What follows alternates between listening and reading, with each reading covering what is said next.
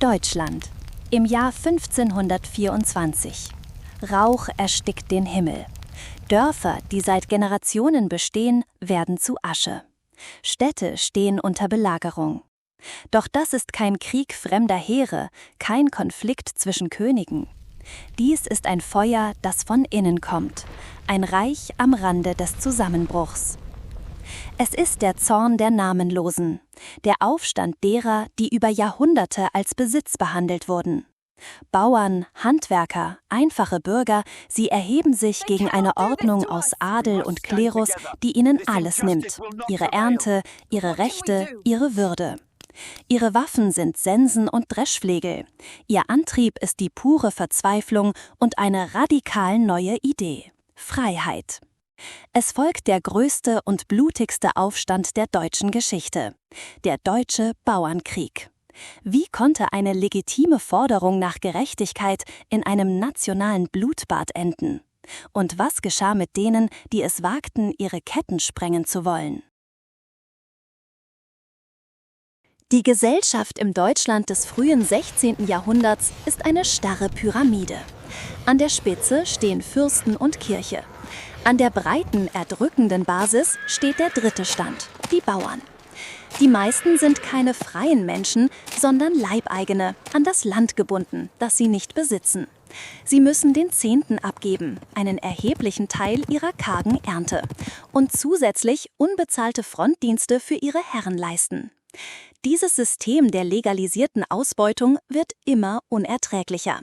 Grundherren erfinden neue Steuern und Abgaben, während alte verbriefte Rechte der Bauern, wie das Jagen im Wald oder das Fischen im Bach, zunehmend abgekarrt werden. Jeder Aspekt des Lebens wird zur Einnahmequelle für die Obrigkeit. Dieser Druck übersetzt sich in bitterster Armut. Das Leben ist ein täglicher Kampf ums Überleben. Die Hütten sind eng und kalt, Missernten bedeuten den sicheren Tod. Es ist eine Existenz ohne Aufstiegschance, ohne Hoffnung für die eigenen Kinder. Die Wut und Verzweiflung brodeln unter der Oberfläche. In dieses Pulverfass aus Elend und Not fällt ein Funke, entzündet nicht von Bauern, sondern von Theologen. Die Reformation, angestoßen durch Martin Luther, stellt die gottgegebene Autorität der Kirche fundamental in Frage. Doch die Bauern hören genauer hin. Wenn die kirchliche Obrigkeit fehlbar ist, ist es die weltliche dann nicht auch? Schriften über die Freiheit eines Christenmenschen werden anders interpretiert als beabsichtigt. Sie werden zu einer Forderung nach weltlicher Freiheit. Dank des Buchdrucks verbreiten sich diese revolutionären Gedanken durch Flugschriften in rasanter Geschwindigkeit. Wirtschaftliche Ausbeutung, soziale Hoffnungslosigkeit und eine neue, rechtfertigende Ideologie, die 3 Zutaten für den größten Aufstand der deutschen Geschichte, sind nun vorhanden. Es fehlt nur noch der unmittelbare Auslöser. Was als lokaler Unmut beginnt, wächst schnell zu einer Bewegung. Überall im süddeutschen Raum bilden sich sogenannte Haufen, organisierte Verbände von Bauern, die sich weigern, die Unterdrückung länger hinzunehmen. Doch dies ist kein kopfloser Aufruhr. Die Anführer der Bewegung verstehen, dass sie eine gemeinsame Grundlage, ein Manifest benötigen. Im März 1525 geschieht in der Freien Reichsstadt Memmingen etwas Historisches. Vertreter verschiedener Bauernhaufen kommen zusammen und verfassen ein Dokument, das den Verlauf des Aufstands für immer prägen wird: die 12 Artikel. Es ist eine der ersten niedergeschriebenen Forderungen nach Menschen- und Freiheitsrechten in Europa. Die Artikel sind keine wilde Anklageschrift, sondern eine präzise, theologisch begründete Liste von Forderungen. Die Bauern fordern das Recht, ihren Pfarrer selbst zu wählen. Sie fordern die Abschaffung der Leibeigenschaft, denn Christus habe alle Menschen befreit. Sie verlangen die Rückgabe der alten Rechte auf Jagd, Fischfang und Holznutzung. Und sie fordern ein Ende der willkürlichen Frontdienste und Steuern. Jeder Artikel wird mit der Bibel begründet, um ihm göttliche Legitimität zu verleihen. Am Ende stellen die Bauern ein klares Ultimatum: Man sei bereit, jede Forderung zurückzuziehen, die durch die Heilige Schrift widerlegt werden könne.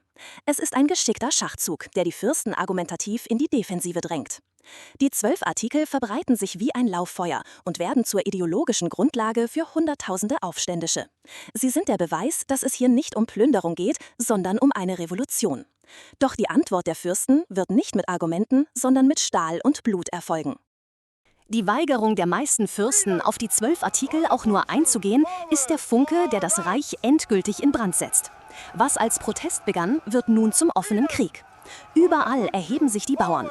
Ihre Haufen wachsen zu Zehntausenden an und überziehen das Land wie eine unaufhaltsame Welle. Ihnen schließen sich verarmte Ritter, unzufriedene Bürger und sogar einige Söldner an, die eine Chance auf Beute wittern. Für einen kurzen, fiebrigen Moment scheint die alte Ordnung ins Wanken zu geraten. Anfangs ist die Obrigkeit von der Wucht des Aufstands völlig gelähmt. Die Bauern erringen spektakuläre Erfolge. Sie plündern und besetzen Klöster, die seit jeher Symbole der Ausbeutung waren. Der aufgestaute Hass von Generationen entlädt sich in einem Akt der Befreiung und der Rache. Sie nehmen Burgen ein, die als uneinnehmbar galten. Mit jeder eroberten Waffenkammer und jeder geplünderten Vorratskammer wächst ihre militärische Stärke und ein gefährliches, trügerisches Selbstbewusstsein. Der Aufstand wird blutiger, radikaler.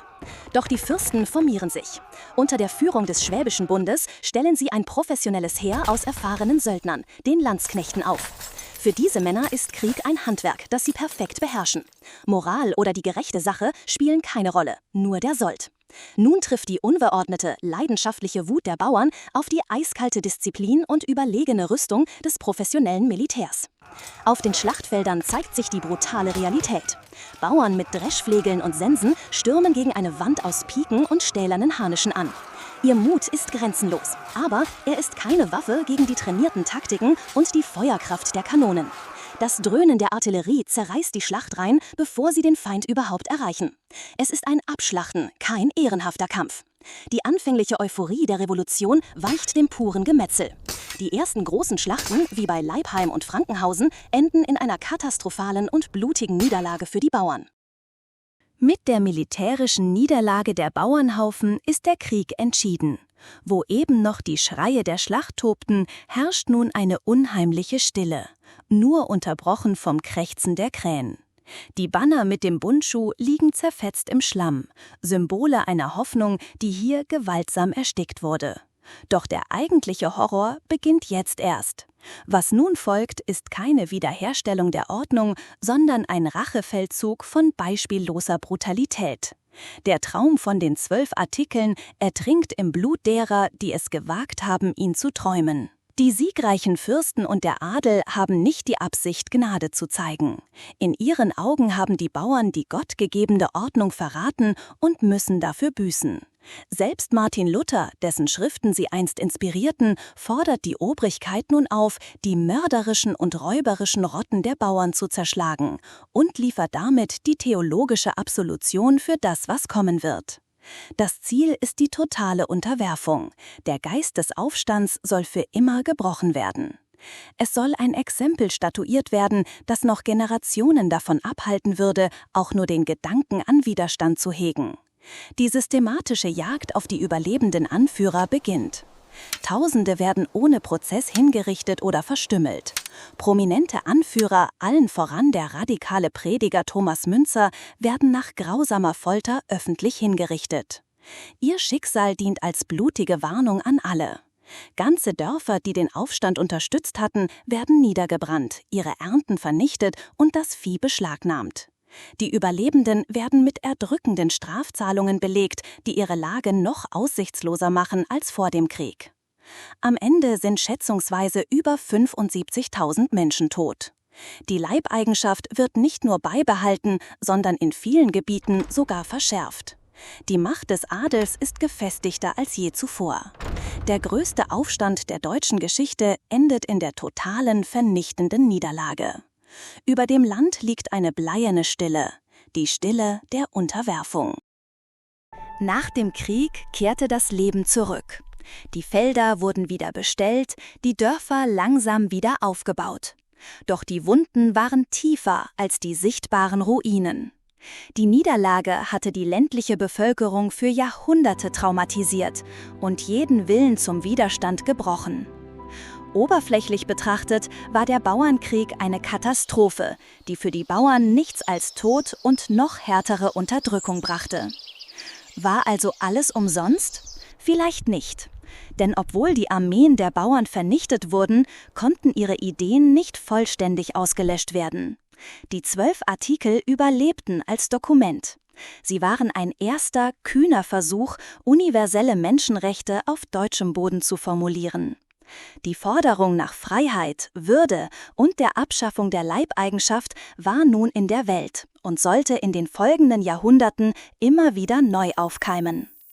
Der Deutsche Bauernkrieg bleibt eine brutale Erinnerung daran, wie hoch der Preis für Freiheit sein kann und wie gewaltsam etablierte Mächte auf die Forderung nach Veränderung reagieren. Er ist ein fast vergessenes Kapitel, aber seine Echos finden sich in späteren Revolutionen und den Kämpfen für die Rechte, die wir heute für selbstverständlich halten.